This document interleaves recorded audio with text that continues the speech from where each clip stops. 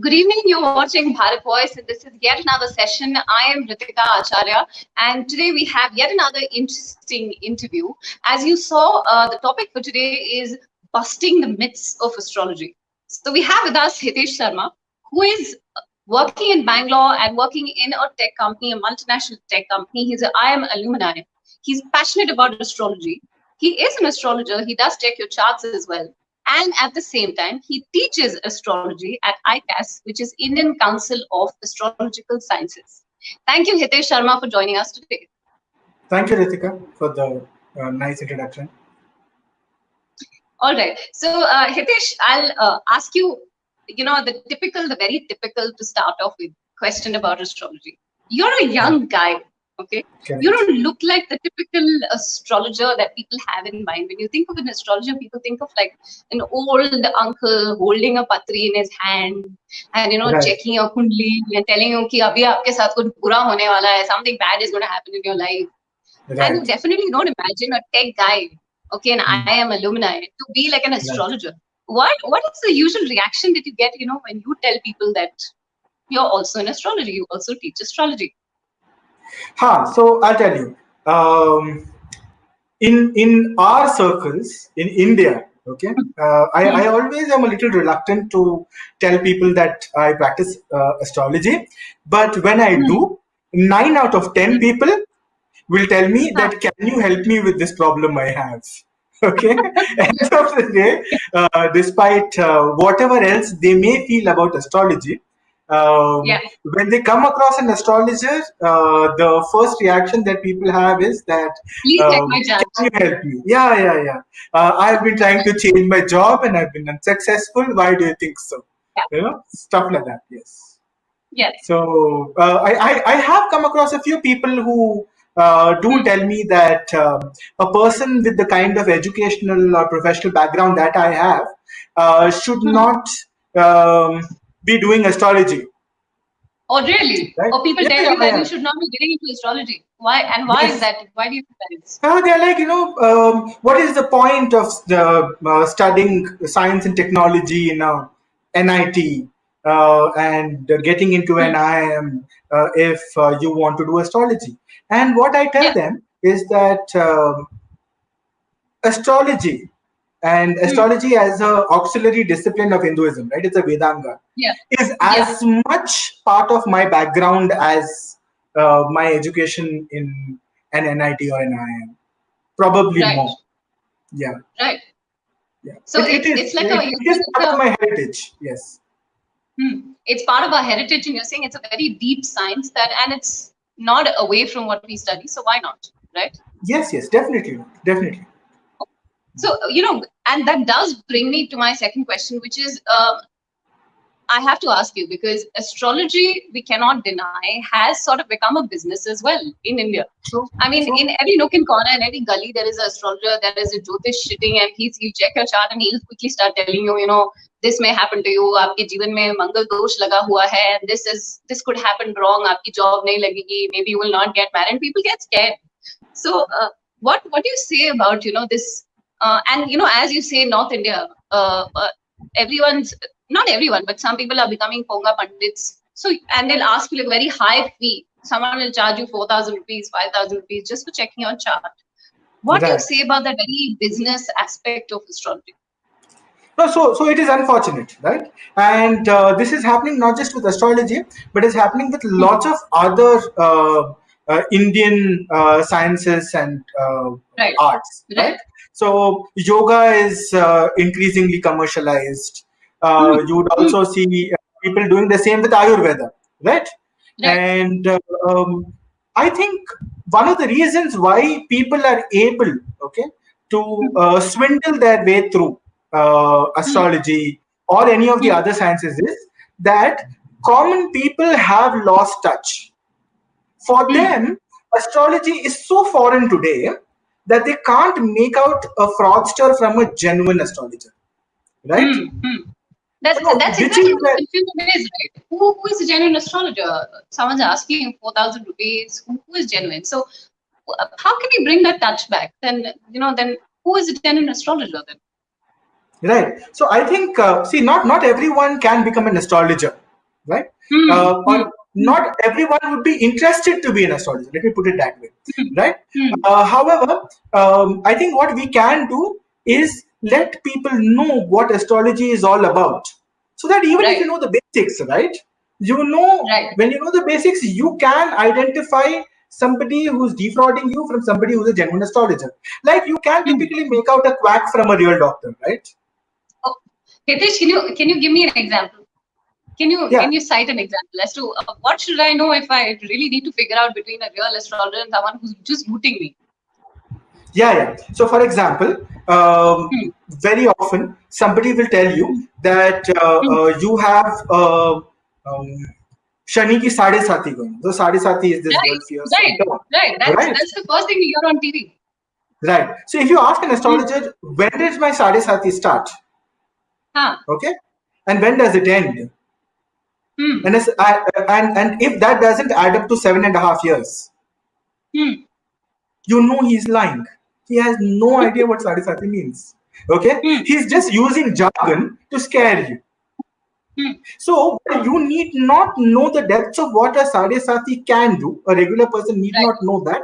But if he or she just has this basic idea of what is meant by a Sade Sati, I think some people won't be able to fool you. Right? And so what is meant by Sade Sati? So Sade Sati is when Saturn, the planet Saturn, transits over your natal moon sign, the sign before that, and the sign after that. And Saturn typically takes 2.5 years to transit over the sign. So Saturn will take a total of 7.5 years to transit over those 3 signs. Something very basic, right? So if you know this basic stuff, then you can pick out somebody who is lying very easily, right? And I think that is why my interest, more than practicing astrology in terms of consulting, is to teach astrology. Because I believe that more and more people should know at least the fundamentals of astrology. Absolutely. Yeah. And that is why I was quite intrigued, because now I can say I'm learning astrology, and I've been learning astrology for the last 1 year. I have given an exam, and I was so intrigued because I wanted to study it rather than just absolutely be an outsider and criticize it and say that meri Sade Sati chal rahi hai, what is going on in my life, what is astrology. It's actually a deep science that we can all study and then probably figure out whether it interests us or not. True. Okay. So then that brings me to another interesting question. So I was watching recently in a web series that is very popular. We're all sitting at home and locked down. We're all watching a lot of web series. I was watching a web series called Asli. And, there was a very interesting scene. And the scene was that a person is dead. And they're talking about that person's chart. Okay. And the person is just to test that astrologer. The person says, ki, aapko kya lagta hai? You look at this person's chart and tell me, what is he now next going to do in his life? And the astrologer looks at it and says that ye to jeevan mein bahut aage jayenge, they'll achieve a lot of success. But the reality is, a person says, but he's dead. So then that brings you to the question, while it could be a way, or maybe a subtle way of mocking our sciences, but I want you to answer this as someone who studied astrology, who teaches astrology. Can you actually see someone's chart and know that this person is dead? Right. So astrology is science of probabilities, right? So that is one of the fundamental things one should know about astrology, right? That astrology can say that an event is likely to happen, very likely to happen, almost certain to happen, okay? And that is what astrology will tell you, right? While when looking at a chart, one could possibly say whether that person is alive or not, okay? And sometimes you look at a chart and you know very clearly that person is not alive. And sometimes you can't, because even something like death, okay, there are many instances in your life when you could possibly die. There are many instances in the life of a native when he or she could die. So it's all about probability. So maybe that native is alive or not. And on this, I would say one more thing. Think of a birth chart like a snapshot, right? What is a birth chart? A birth chart is basically planetary positions at the moment the native was born, right? planetary position and ascendant and all that when the native was born. Okay. This is a snapshot, just like you have a snapshot of, say, a medical test report. Okay. So maybe somebody has got a chest X-ray done. Okay. Suffers from tuberculosis. Okay. Has got a chest X-ray done, and you have this X-ray. And with this X-ray, okay, maybe a few years later you go to a doctor and you say, "Is this person alive or dead?" Now, maybe that person is suffering from such severe tuberculosis that the doctor can say with certainty that he's dead. And sometimes maybe it is not that severe, so the doctor may say that maybe he's recovered, maybe he's not, I don't know. It is unfortunate that we would hold astrology to higher standards than other sciences like medical science. Right? So this is not just to mark astrology, that's it. Okay, all right, fair enough. So you're saying that it's a probability. You can probably look at a chart and you can probably tell that by now this person could have been dead or probably is dead, but you can't always tell with certainty. Sure. Just like how in fact, I've seen that just like how in medical sciences they say that that we are not sure as to how this person is still living. According to our medical science, this person could have very much died by now because he was suffering through a very severe cancer or something like that. Right. And then another element that comes in there in medical sciences is that maybe that person was suffering from cancer, okay, and that person underwent treatment, chose to undergo chemotherapy, radiation, whatever, and got cured, okay. And then maybe somebody else who chose not to go through all of this, and that person passed away. So that brings us to a very important thing, okay, which is free will. Indian astrology, Jyōtiṣa, is not fatalistic. Okay, we are not saying that your life is preordained and everything in your life is predestined. There are choices you will make in life, and depending on the choices you make in life, your life will change dramatically. Your birth chart was captured at birth, and you have made probably millions of choices throughout your life, and they have ensured that your life has veered into a direction, okay, which your birth chart alone will not be able to adequately predict. Right? So free will is something that's also very important. Right. So are you saying that because there's a concept of free will in astrology, because of that, if I've understood correctly, that whatever karmas I'm doing in my life and whatever decisions I've taken in my life may not lead to the end, or may not lead to, I don't know, something bad in my life. Is that what you say? Yeah, that is possible. Yes, entirely possible. So there are many crossroads you come across in life, okay, where life offers you genuinely two or more opportunities, directions in which to go. You choose one and your life has changed from then onwards. Right? Right.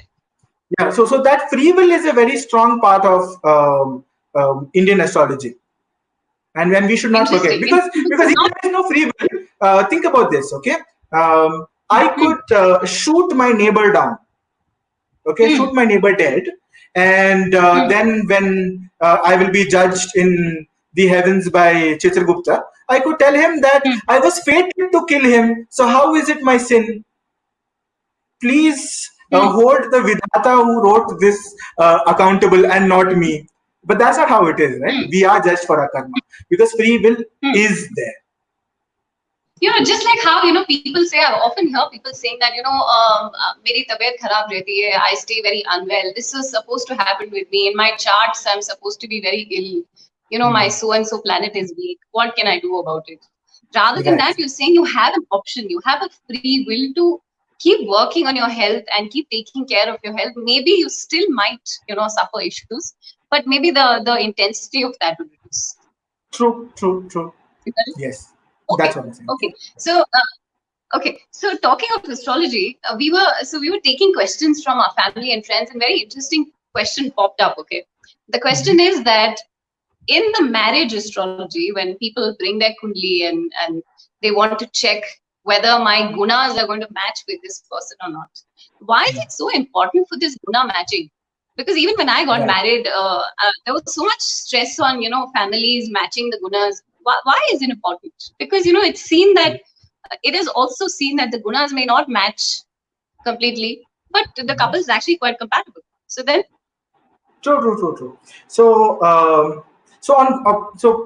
Guna matching is one way of matching horoscopes. So, without talking about guna matching in particular, if I were to just talk about marriage matching in general, okay, why does that exist? The idea behind that is that your birth chart, okay, is not the only influence on your life. It's not the only thing that is influencing on your life. Okay, you do not exist in a vacuum. You're part of a society. Okay, and when living in that society, there are other people. Okay, who can have an influence on the direction your life takes. And there are some people we do not choose, right? You can't choose who your parents will be. So we don't have parental matching, right? I can't choose my father, I can't choose my mother, I can't choose my sibling. But then if you can choose your partner, then why not do so? Why not choose a partner with whom you could be compatible? And in some cases, with whom you may not be so compatible, but with whom life will be easier. Okay, there may be some shortcomings in your life, okay, because of your past karmas, and those will be overcome by your partner's karma, which in those areas are strong. So that is the whole concept behind marriage matching, right? And is there also yeah, please go ahead.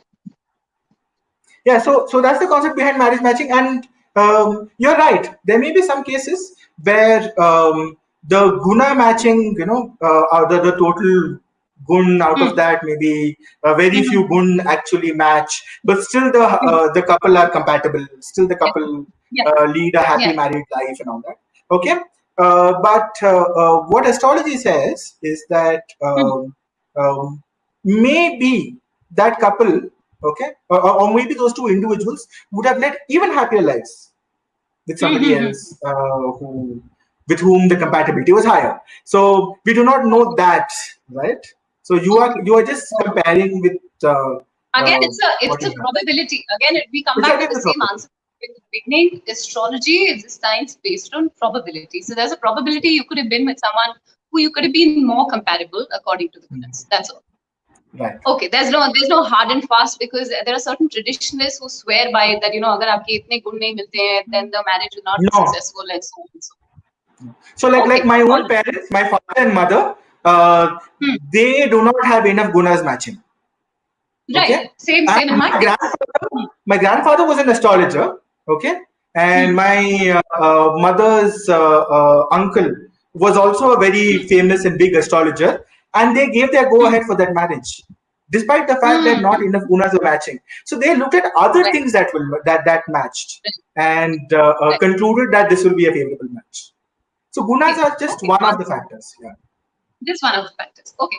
Another question in the marriage astrology is also another interesting one, that okay, now you are a manglik, let's say, and now you cannot get married to another person who's not a manglik. Now you have to find a manglik.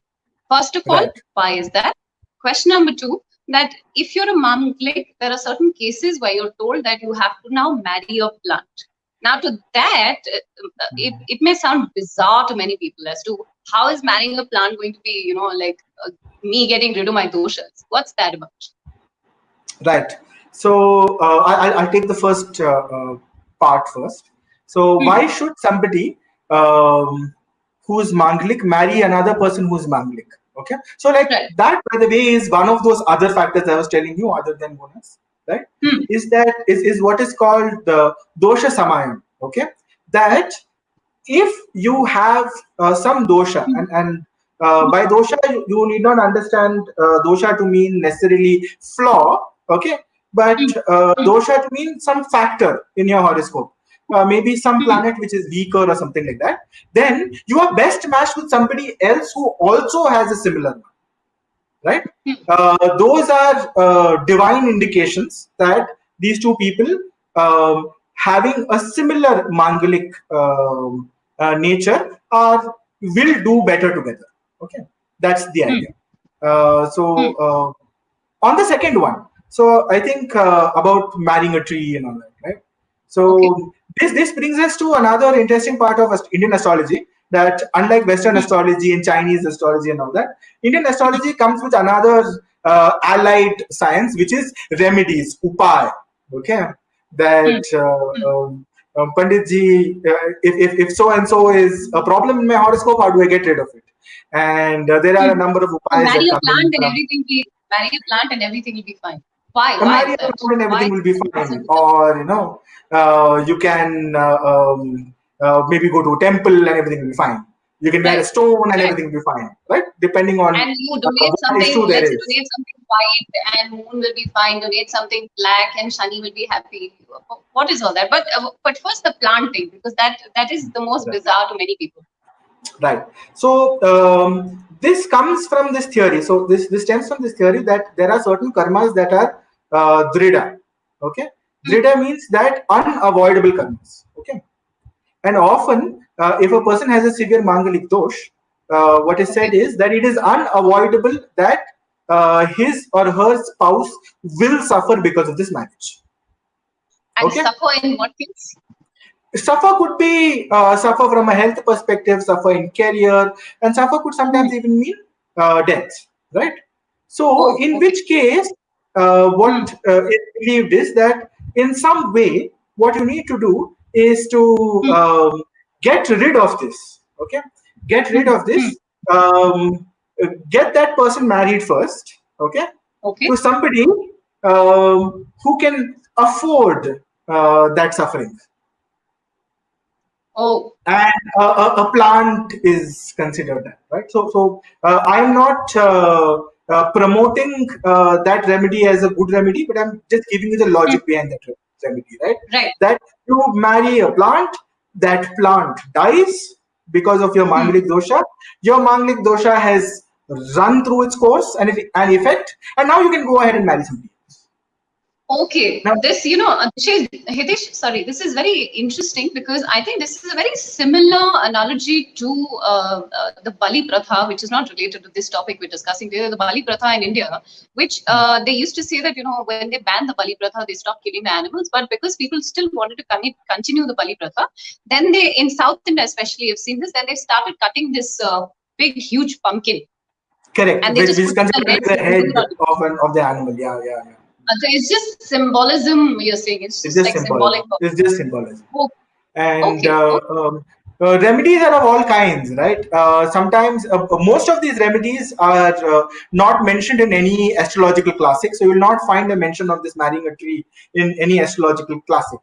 Astrological classics rarely get into remedy. Even when they do, they talk about remedies which have to do with devotion, praying to God, doing yagya, mantra, japa, and not stuff like this. So remedies often are practices, local practices, and one doesn't know it works or not. But if it is a practice, a tradition, then there is often no harm in going through it. So what's the harm, right?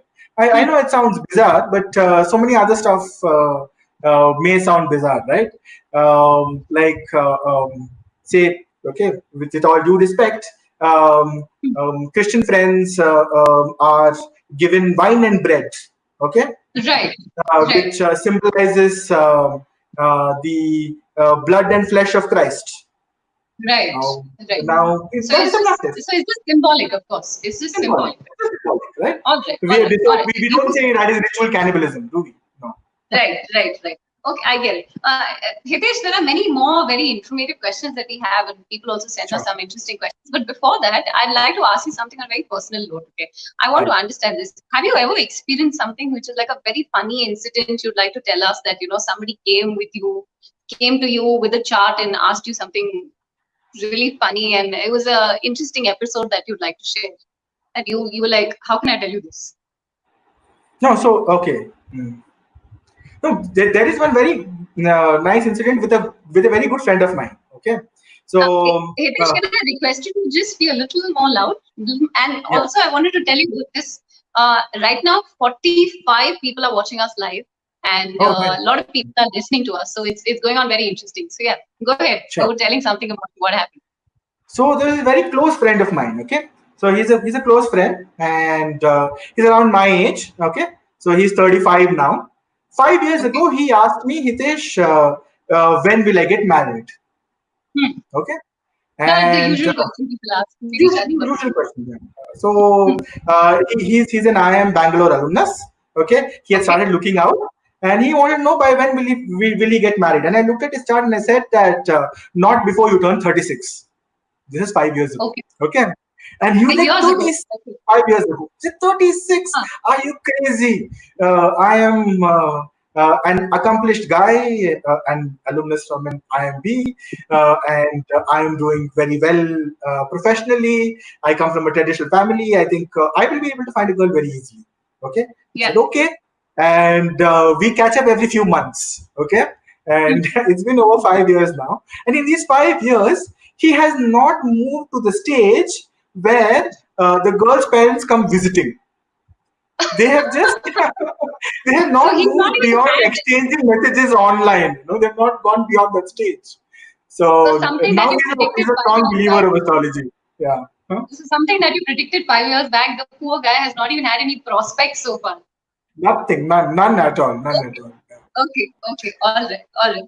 Okay. So, Hitesh, there's this question that we often read. I was reading about a concept in astrology which is called Desha Kala Patra. Correct. Before I define the term, can you please enlighten us as to what is this Desha Kala Patra? What does it mean? So Desha Kala Patra in brief is context. Okay. So whenever you are reading a chart, never forget context in that chart. What we Okay. mean is that, for example, what is an early marriage and what is a late marriage? Okay. My grandmother got married at the age of 14. Right. So during her times, okay, if she would have remained unmarried till the age of say 16 or 17, they would have considered that to be a really late marriage. Right.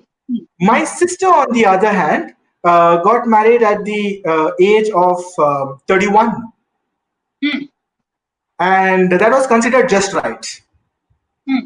So there is this whole idea that when you look in an astrological chart, do give adequate weightage to Kala here in this particular case. That what kind of age is that person living in? What in the modern age, what is a late marriage and what is an early marriage may be very different from what it was earlier. Similarly, about Desha, right?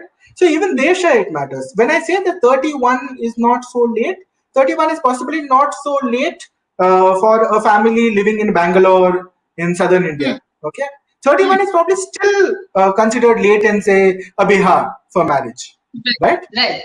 And so one has to even give weightage to where the person is. Okay. Right.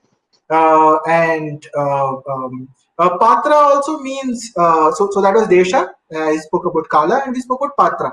Patra also means context. Okay, context means, for example, in the case of Patra, earlier, if you had to look at somebody traveling abroad or living abroad, going abroad for work, okay, in the horoscope you would look for troubles because working abroad was considered an exile. Oh, okay. Yes, in those eras Back it in was the considered. olden days, you were saying. Back in the olden days, it was considered an exile. For many castes, actually crossing the sea would mean losing their caste, right? So in those times, somebody working abroad, you would look into the horoscope for maybe bad combinations to do with profession. Okay. And in today's world, of course, people want to go on site, and there working abroad is seen as something lucrative, right? So now the context has changed. It's the same thing going abroad, but what was looked as a bad thing earlier is a good thing today. So that's what. So Desha will be probably something different would happen to someone living in Bihar, or someone different rules may apply to someone living in, let's say, Bangalore. Time is Kala, What sort of a Right. time did they live in? Like you said that, Yeah. your grandmother's time, marrying at the age of 14 was okay, but in today's time, marrying at the age of 30, late 30s also is okay. That's Kala. And then Patra, you also explained. Okay, so Yes. so it's very interesting because this brings me to a question, which is about twins. So what happens is, Twins. Okay. you can ask the question that two people born at the same time, exactly at the same time, also in the same hospital, Hmm. maybe just a gap of, let's say, 5 seconds or 10 seconds, the chart is anyway going to be absolutely the same. Then how is it that their lives are completely different? How is that? Right. So typically, in the case of twin births, there would be a gap of at least a few minutes, maybe a couple of Hmm, minutes, right? So hmm, not really seconds, because okay. what is birth time is very important. That while there is no unanimity, but a general consensus is that emergence of head is considered as birth time. Okay, Hmm, hmm, so hmm, that between twins will be separated by a few minutes.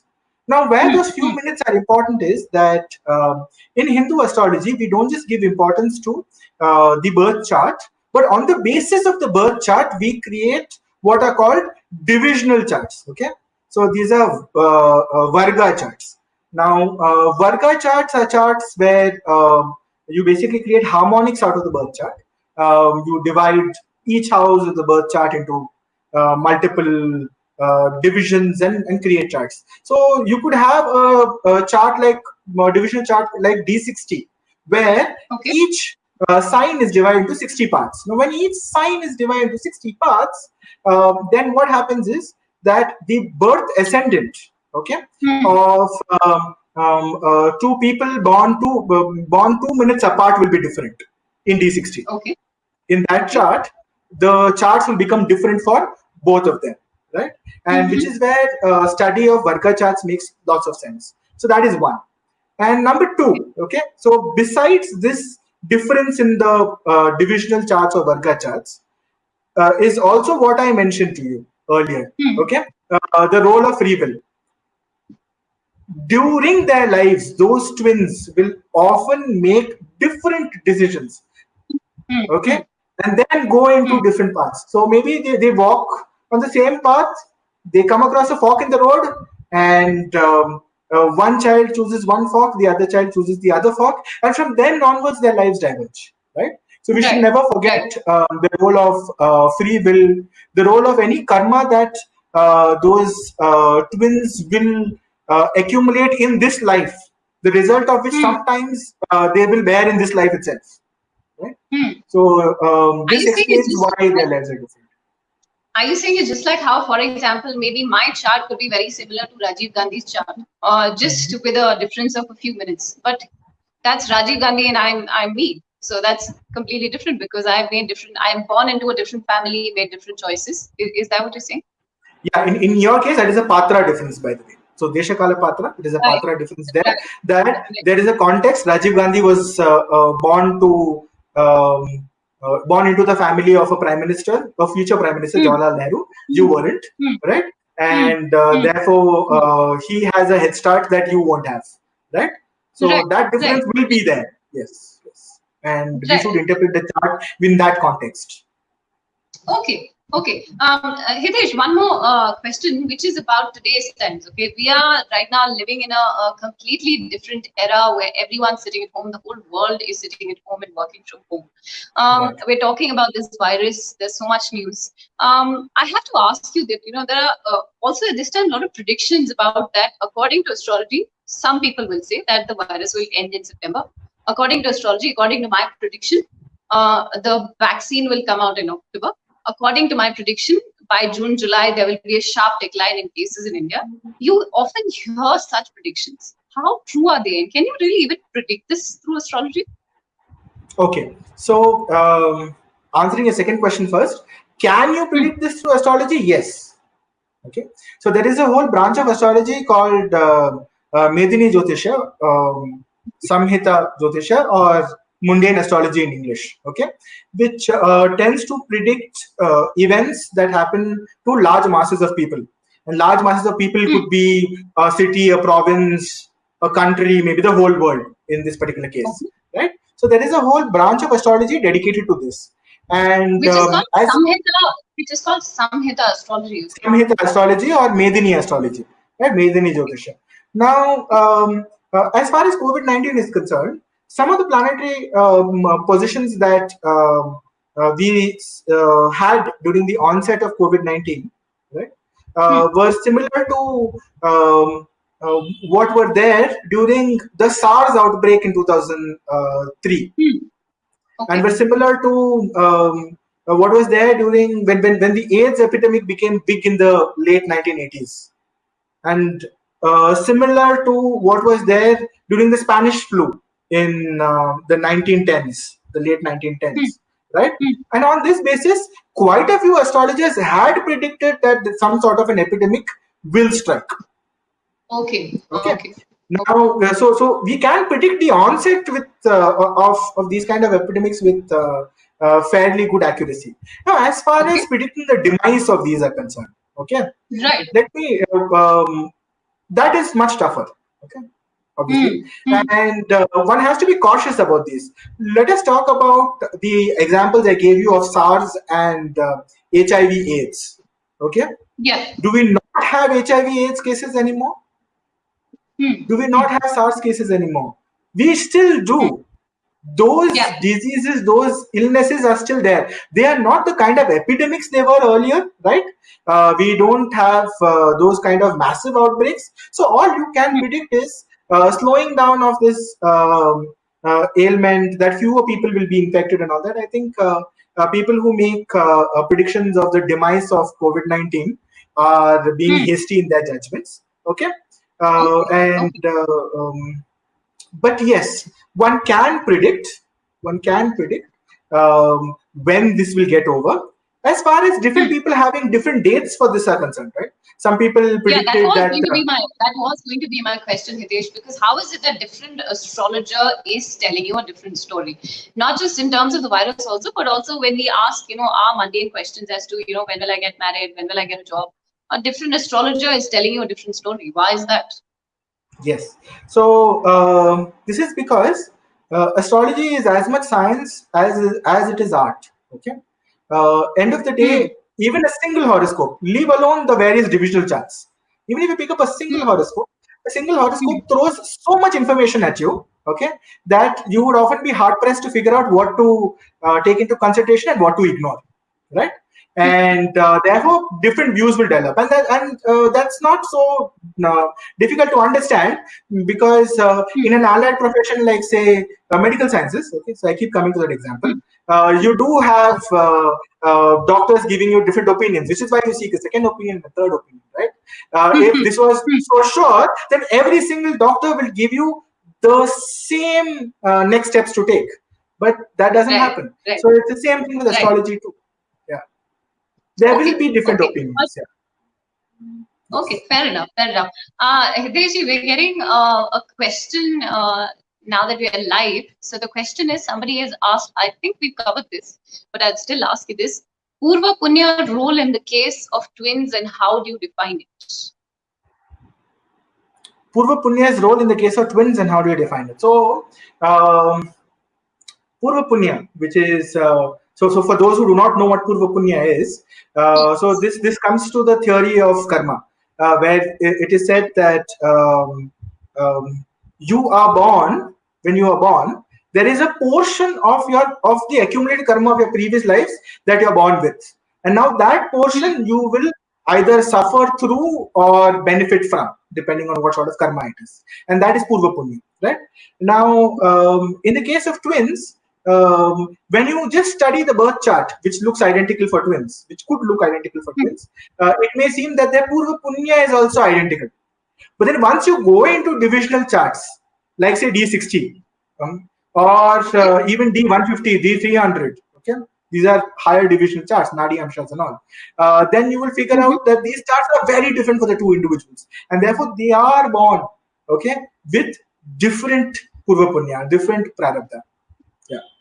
All right. Okay. Also, Hitesh, I have to ask you, the general misconception is that when especially foreigners look at Indian astrology, they often think that it's very similar to the sun signs that we read in the newspaper. And everyone mocks that sun sign that comes in the newspaper. Go like, today it's saying that I'll get a job today and today I'll get money, but nothing of this happens. So that sun signs that we read in the newspaper and the very Western sun signs and the Indian astrology, is there a difference between the two? Is there a massive difference between our sciences? There's a huge gulf of difference between their astrology and our astrology. First and foremost, sun sign based astrology that you see in newspapers, all it gives weightage to is that where was sun in your birth chart at birth. And since there are 12 signs and sun travels to those 12 signs in 1 year, okay, sun typically is there in every sign for a month. So everyone born for one whole month will have an identical sun sign. And it is ridiculous to expect that everybody born in that 1 month will have an identical future lying in front of them. It is ridiculous, right? And therefore, we don't do those kind of sun sign based predictions in Hindu astrology. We go into much greater depth, look at not just sun sign, not just moon sign, not just ascendant, but study all planets, okay, their positions in the 12 signs as well as the asterisms, the 27 nakshatras, right, and study divisional charts. And therefore, usually, no two people will end up having an identical future predicted for them, because you won't have two people with identical birth times, identical Desha Kala Patra, for you to predict an identical future for them. Right. Okay. Okay. Also, another question is coming in. This is from Preeti Sharma. She's saying that, since we're talking about free will, the question is that if you look at someone's chart and if you can tell with definitive that, you are probably not destined to have a child, or you may not be able to have a child, or does the free will come into that, the couple may keep still trying, or should they just stop trying after checking their charts? Right. So, I don't want to go very technical, but karma is of three kinds. Okay, Drida karma, karma that is certain. Okay, and that is unavoidable. Okay, then adrida karma, which is malleable. So your free will plays a huge role. And then Drida adrida karma, which is partially malleable. Okay. Now, depending on what your chart says, okay, if it is very certain that a native will not have a child, okay, then possibly that native should not even try, because then that native will face lots of disappointments. Yeah, and which is why marriage matching becomes important. If I were to come across a native in whose chart I see that the probabilities of having a child are low, okay, I would try to match him or her to somebody whose probability of having a child is very high. And that is why marriage matching, by the way, that's another area where marriage matching becomes important. All right. So, okay. Yeah. Okay. So you're saying that first of all, going to a good astrologer, and then when that person tells you with definitive that there is very little possibility of you having a child, it makes sense to not try. It makes sense to not try. Try other routes, maybe adoption, for example, or something, or surrogacy, whatever else may work. Yeah. That also brings me to another question, because we also see that some couples are generally not inclined to have a child. Correct. Now, in that case, you can look at someone's chart and say that, you are not going to have a child at all, no matter how much. And, again, that person may have been told by other astrologers that aapke do putra honge, you'll have this, you'll have that. But maybe the fact is that they're not even inclined to have a child. Yeah. I have actually come across one such couple who, when I look at their chart, they could have children. They could have children, but they could have children, but I can make out that by looking at both their charts that neither of them is so inclined. They do not want to be parents. And if they do not want to be parents, by the way, having children is a choice, right? It's free will. So whatever the chart may otherwise say, if they're not inclined to have children, if they don't have that inclination, they're not going to have children. And that's about it. Yeah.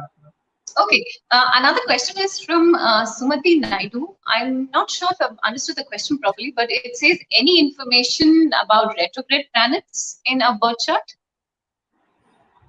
So retrograde planets. So I don't know what to say, because that's I can give a hour-long If lecture you could on explain retrograde us what planets. is retrograde and what is retrograde? Can you explain us that? Right. So if I were to explain in very simple terms, okay, the foundation of Indian astrology is on astronomy, right? So we first study astronomy, and the frame of reference for astronomy is where you're born. So we are studying the movement of planets with respect to Earth, considering the Earth to be the center of the observable Right. universe, right? So that's a frame of reference. From this frame of reference, some of the grahas or planets, okay, can sometimes appear to be moving backwards. Okay, not moving forwards, but moving opposite. Now, and in such a case, that planet is said to be retrograde. Okay. Okay. Now, what happens to What a does that planet mean? that is what that means from a predictive perspective Yeah, is that predictive point of view. from predictive point of view, a retrograde planet is two things. Okay, is more powerful than a planet that is of a direct motion. Okay, Okay. so retrograde planet automatically becomes stronger, and two, Okay. there is a certain amount of unpredictability that comes in with a retrograde planet. Okay, retrograde planets are also great markers. Okay, great ways of figuring out what kind of purva punya you're born with, especially if there are unaccomplished tasks of previous lives that you are meant to accomplish in this life. Retrograde planets can give you a great clue towards those. All right, all right, okay. So since we're taking all these questions, we talked about retrograde planets. Also, Yes. another question which may very logically occur is that how is it that planets which are so far from us, which are in the space, how are those stars actually affecting my life? Why should I even check astrology, and shouldn't I be just living in my present? How will it benefit me knowing what's going to happen in the future? And how is it even affecting me? How is that possible? True. So very nice question. Okay. So a very fundamental question and a very nice question. So the point is, okay, and so let me tell this very clearly. Okay. Yeah. Planets do not decide the course of a life. They don't. Planets do not decide the course of a life. What decides the course of an individual's life is the past karma of that individual, and the portion of the past karma that individual is born with, right? So which is your purva punya or prarabdha. So you are born with a certain prarabdha, and because of certain prarabdha, there are maybe some difficulties you will face in this life, or maybe there are some head starts that you will have in this life. Now, what the Lord, what the divine gods have aided us with is that they have given us a way of figuring this out through planetary positions. So planetary positions will tell you about what kind of events are going to happen in your life because of your past karma. But it's not the planet itself that is doing it. It is your past karma that is doing all of this, right? So think of it like this. If there is a judge who writes a judgment, okay, who writes on a piece of paper that, in very Hindi filmy style, that isko sazaye maut milti hai, then is it the power of the pen or the ink that is causing the death of that person? No, it is his crime that is leading him to his death, not the pen, not the ink. So, but the pen and the ink lets that person know what is his fate. So the planets and the emotions are the pen and the ink that let you know what your fate are, what your fate is. But your fate is determined by your past karma. But that's not your definitive fate. Of course, then comes in your free will, and of course comes in your karmas. And Correct. It's just a part to show you that this is probably a possibility of happening in your life. Correct. And which is where, in Western astrology, that is where they struggle. Where they struggle is that from a theological perspective, they do not have something like a theory of karma. right?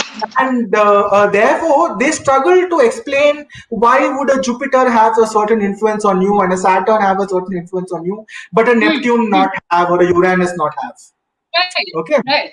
But the point is that a Neptune, a Uranus, a Saturn, a Jupiter, they are just ways for you to figure out what is foretold for you in this life. But they are not they are not deciding all this for you. What is deciding all this for you is your karma of previous lives and what you do in this life. Yeah. Okay. All right. On that note, we're nearing the end of this discussion. You've answered all very, very informative questions, and the question that generally pop up in our head when we think of astrology and we think of an astrologer, the image of an astrologer. But I have to ask you one last bit. Any message that you'd like to give people in terms of astrology? Do you think that they should study it? Do you think that they should delve into the science deeper by researching more? Any thoughts? Any last thoughts? Sure. So I do believe that everybody should know a little bit of astrology. Okay, enough to know what astrology is, and one need not go into great depths. One need not be an astrologer themselves. You know, somebody had asked me this question once that can anybody be an astrologer? Okay. Yeah. And at that time, I was reminded of this. I think it was a Disney movie or a Pixar movie, Ratatouille. Okay. So Ratatouille is this very interesting movie about this rat who is a wonderful chef. Okay. So in that movie, there is a chef, and he makes this comment that he has a slogan that anybody can cook, anyone can cook. Right. And there is a food critic who goes hammer and tongs against this, saying that how can anybody cook? How can anyone cook? You need certain skills. Not anyone can do it. And then much later in the movie, the food critic realizes what was meant by that. What was meant by that is that anyone from any kind of background can apply himself and become a good cook. Right? Similarly, I think anyone can learn astrology. Can they be? Some will be very good at it. Some will be all right in it. But anybody can do it. Okay. All you require to do is put some efforts into it. It is part of our heritage, and knowing it will help you also sift through all the fraudsters who are there in the name of astrology from the genuine ones. Yes. Okay. I have to end this, but before I was going to end it, there's another question that has popped up because, like I said, a lot of people are, listening to us live, and the question is from Guru Prasad BM. The question is, which planet is the Karaka for divorce or separation from a partner? Okay, so the point is that so this is tough. There is no single planet that is a Karaka for divorce. Okay, Ketu is a common marker because Ketu is a planet that is Ketu is considered a separative planet. Okay, Ketu is considered a separative planet, and therefore Ketu can be a common marker. But other planets can also cause a divorce or a separation if they end up afflicting planets that are causing marriage. Like say a Venus or a Mars or even a Rahu as case may be. So sometimes it's some planet afflicting them that causes the divorce. Otherwise, one general marker I would say is Ketu. One has to be careful about Ketu. All right. Okay. On that note, I'll end today's session and end today's interview. Thank you so much, Hitesh Sharma, for taking our time and answering all possible questions on astrology. One last point that I'd like to make, that let us all remember that astrology is just telling you that there is a possibility of events. Let's not be scared of what is told to you in terms of your chart. If any prediction is told to you, let's not be scared. And let's also remember that our karma also drives our life. Thank you so much, and thank you for joining with us at Bharat Voice. Thank you, Ritika. Thank you for your time. Bye. Thank you.